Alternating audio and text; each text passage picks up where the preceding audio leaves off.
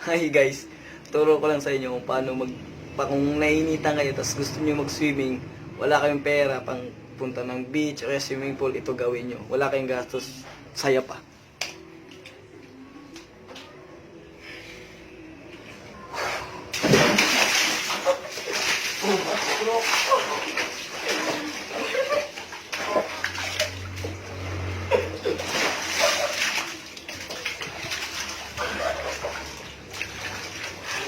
Ang gawin.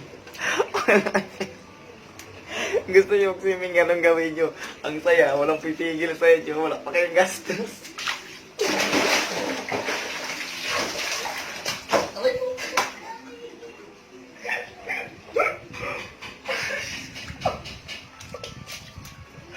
Aray ko talaga.